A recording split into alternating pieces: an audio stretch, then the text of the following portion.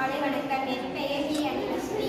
8ஆம் வகுப்பு படிக்கிறேன். புனித மரியன்னை மேல்நிலைப் பள்ளி, அரூர் வட்டம், தருமபுரி மாவட்டம். இந்திய அரசியலமைப்பு சட்டம். இந்திய மக்களாகிய நாம் இந்தியாவை ஒரே